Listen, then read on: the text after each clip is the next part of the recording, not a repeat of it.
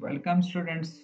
In this lecture, we are going to discuss capitalism, a theory of political economy, in a different style.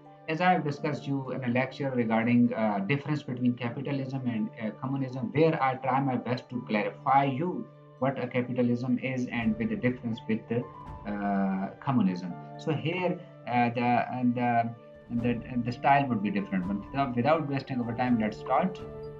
Definition: capitalism an economic system, and in it the government plays a secondary role. So here in the very first line you see that the government has no role. The government role is secondary one. The primary role is of what?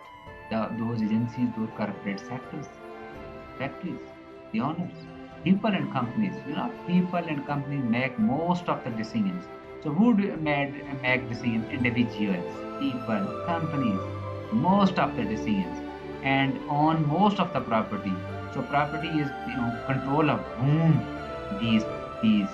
So this means the means of production. So what the means of production, which is very on the which the Karl Marx and his exponents achieved, they they more they cried about this, that the means of production being owned by the have, by the richer, and they, that is largely or entirely privately owned by the individuals or the companies, and operated for what purpose? For profit seeking. So this is complete definition. So here capitalism is it is an economic system in which private individuals or business own capital. This is a replica of this important definition, but here you will see the two more important things. So they own what? They own capital for profit seeking. So the production of goods and services is based on supply and demand. So the production, so in market, the market is for what? Market produces goods, finished products. Production of what? Goods and services. It based on what? Supply and demand in the general market. So that is known as market economy. Market economy. Market economy is the production of goods and services which is based on the supply and demand in the general market, rather than through central planning known as the planned economy or the command economy, like in different states. So there is market free economy. Next. So here capitalism, the capitalism with different, I will make different sort of slide here, lecture here for you, with capitalism with the rest of the things. Capitalism and private property, as discussed. Private property rights are fundamental to capitalism.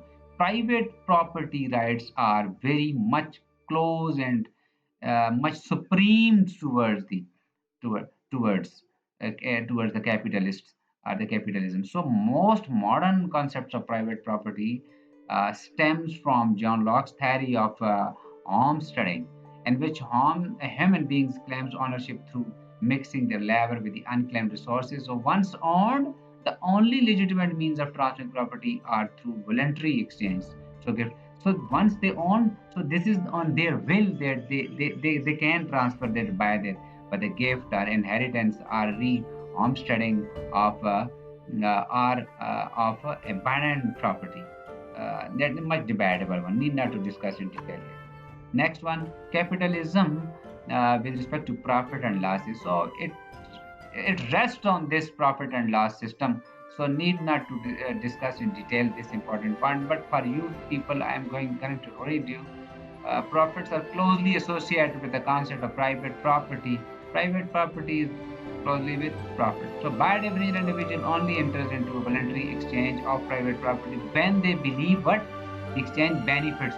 When they feel exchange benefit, then in some psychic or a material way, such trades, each party gains extra subjective value or profit from the transaction. So when they feel, they think that they will get advantage, so they do this. So next, free enterprise or capitalism. So what it is? Capitalism and free enterprises are often seen as synonymous. Capitalism and free enterprise. So it means that in capitalism, what happens, what it is, what there is a free enterprises. And in truth, they are closely related yet distant terms with overlapping features. It's possible to have a capitalist economy without complete freedom, and possible to have a free market without capitalism. Do you understand this? It is possible to have a capitalist economy. So capitalist economy can be possible without complete enterprises, but and possible to have a free market without capitalism. An economy is capitalist as long as private individuals control the factors of or the means of production, factors of production. Economy is that a country's economy is capitalist when when its factors of production are controlled by what? Capitalist, private individuals, private individuals. So a capitalist system can still be regulated by government laws, but we can't say that when the private individuals hold it, so it doesn't mean that the government has no control. The government interference is minimum, and no interference means minimum. Interference is there, but minimum. Still be regulated by government laws in the form of government present there in the form of what? Laws. And the profits of the capitalist endeavors can still be taxed heavily, so the government can get the share by the form of a tax. Understand this? Next, feudalism, that is the root of capitalism. Here, I'm going to tell you that capitalism grew out of European feudalism. Up until the 12th century, less than 5% of the population of Europe lived in the towns. So, workers lived in the city but received their keep from feudal lords rather than a real wage, and most workers were serfs for land nobles.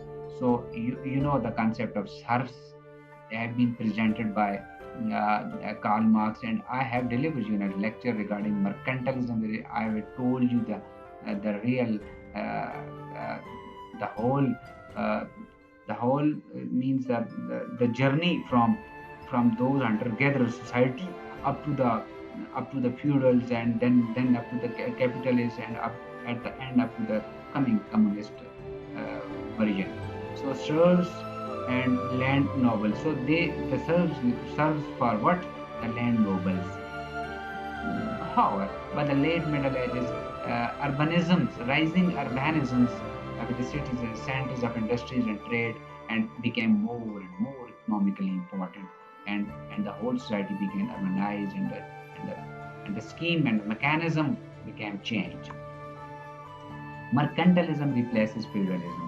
That is important, which I have discussed in a separate lecture regarding mercantilism. Here, mercantilism, gradually replaced that is scheme, the thought in the 15th up to the 18th century grew. So let's read.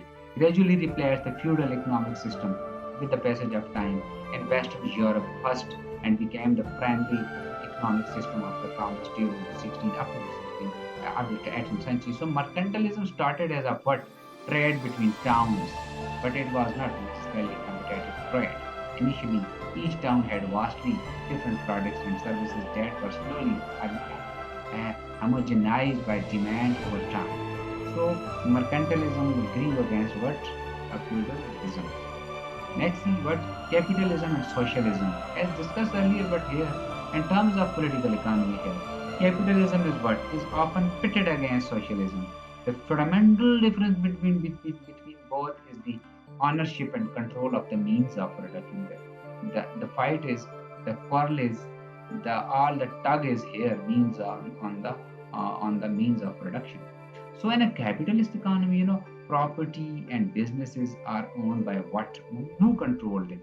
Individual companies, no government minimum share, minimum interference. So in socialist economy, the state owns and manages the vital means of production. You see a contrast difference between these two.